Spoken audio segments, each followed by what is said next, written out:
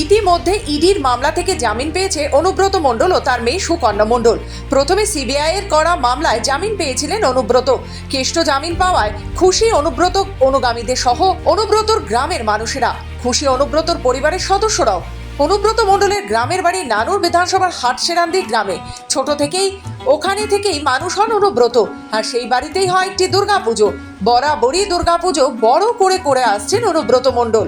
ইতিমধ্যেই ইডির করা মামলা থেকে জামিন মুক্ত হয়েছেন অনুব্রত মণ্ডল, আর তাতে খুশি অনুব্রত মণ্ডলের অনুগামীদের থেকে শুরু করে তাদের পরিবারের লোকজনদের। এই মুহূর্তে আমরা দাঁড়িয়ে আছি হাটসেরান্দি গ্রামে। এটি অনুব্রত মণ্ডলের গ্রাম নামে পরিচিত। এই গ্রামে পুজো হয় অনুব্রত মণ্ডলের বাড়ির পুজো, দুর্গা পুজো, আর সেখানে ধুমধামই হয়। আর কিন্তু বিগত 2 বছর যে অনুব্রত মণ্ডল ছিল না, সেই পুজোর ঝলুসও হারিয়েছিল, এমনটাই জানাচ্ছে তার পরিবার থেকে শুরু করে গ্রামবাসীরা। বিগত 2 বছর তিহার জেলে থাকায় এই পুজোতে উপস্থিত থাকতে পারেনি অনুব্রত। তাই হাটসেরান্দির এই বাড়ির পুজো সেরকম ভাবে হয়নি, বা সেই পুজোয় কোনো জৌলুস ছিল না। হাতে মাত্র বাকি আর কয়েকদিন দুর্গাপুজোর, আর তার আগেই অনুব্রত ও তার মেয়ে তিহার থেকে বীরভূমে ফিরেছেন তাদের নিজের বাড়িতে। তাই দুর্গাপুজোর প্রস্তুতি এখন একেবারে তুঙ্গে। আমার পরিচয় বাবা বন্ধু, ক্লাস ফ্রেন্ড, একসঙ্গে আমরা থাকতাম, করতাম। এই 2 বছর ছিল না, কেমন গেছে পুজো? 2 বছর মোটামুটি হয়েছে, মানে পুজো বেশ ভালো হয় না।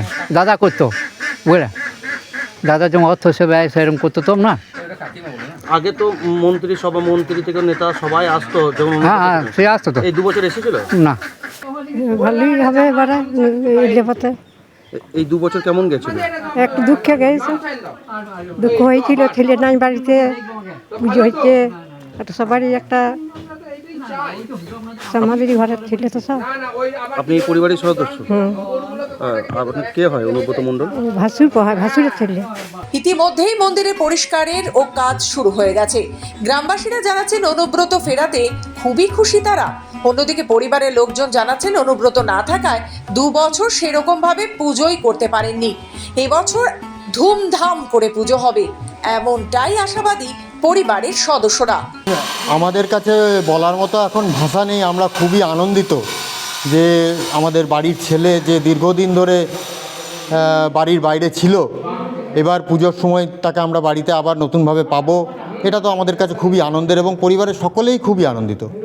গ্রামবাসীরা জানাচ্ছেন আগের পুজো খুবই ভালো হতো, কিন্তু অনুব্রত মণ্ডল অনুপস্থিত থাকায় সেই পুজো ঝলুস হারিয়েছিল। কিন্তু এবারে পুজো আবার সেই ঝলুস ফিরবে, আবার পুজো হবে জমজমাটভাবে। তার জন্য প্রস্তুতি চলছে তুঙ্গে। বীরভূমে হাটসেরান্দি থেকে প্রসূন দাস, খবর বাংলা।